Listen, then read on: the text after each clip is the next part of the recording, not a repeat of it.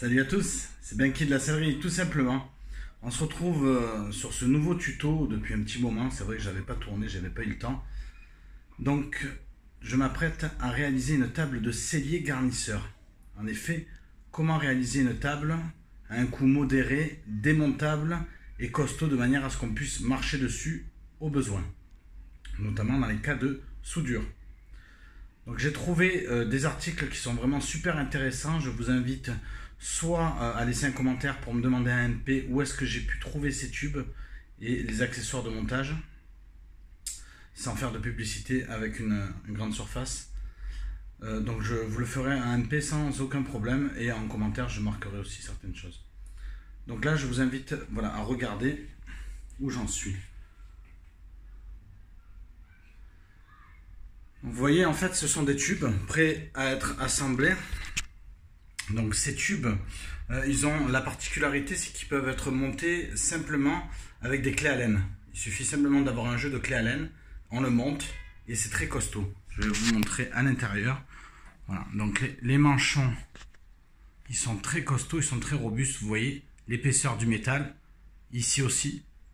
Donc là franchement, c'est super costaud. Donc je ferai un autre tuto pour vous montrer le final, ce que ça donne avec ces planches là, voilà, que j'ai fait démonter, que j'ai fait couper comme je le souhaitais. Donc j'ai coupé une grande planche en deux parce que ça m'intéressait, et après je vais encore recouper en largeur parce que du coup avec mon châssis ça y va pas. Il fallait trouver le bon compromis entre le prix et l'efficacité. Donc malheureusement, au niveau grandeur, je ne vais pas pouvoir utiliser les grandes étagères pour ces grandes planches là pour faire mes étagères complètes. Il va falloir que je coupe un morceau à peu près de 60 voire de 1 mètre.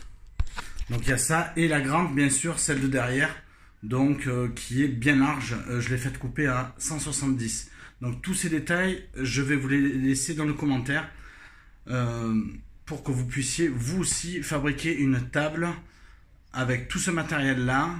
Vous en avez, donc si on utilise les deux étagères avec tous les manchons, les tubes de renfort, etc., c'est une table qui vous sortira à 420 €.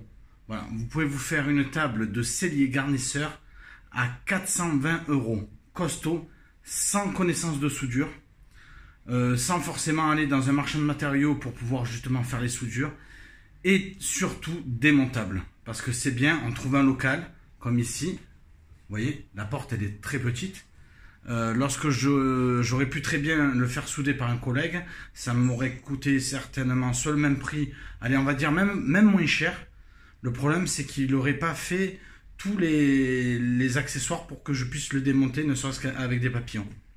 Donc ça c'est mon gros problème, c'est que moi je sais faire plein de choses, mais la soudure je le fais pas, je maîtrise pas. Bien évidemment, si on sait maîtriser la soudure, il n'y a aucun problème. Moi, je parle du principe où on sort de la sellerie garnissage, on sort de la sellerie tout simplement, que ça soit sur un cours de formation ou alors vous débutez uniquement avec mes conseils. Là, vous allez pouvoir vous faire une table approximativement autour des 420 €. C'est très pratique. Moi, pendant des années, j'ai fonctionné sans. Quand on a un petit local, on cherche de la place. Là justement je vais pouvoir créer deux étagères justement pour ranger à la fois tous mes rouleaux de tissu, et je vais avoir du surplus pour pouvoir ranger mes plaques de mousse que j'aurai coupées. Je vous invite à aller sur une autre vidéo où j'ai découpé toutes mes plaques de mousse et où j'ai fait un comparatif de scie à mousse d'ailleurs.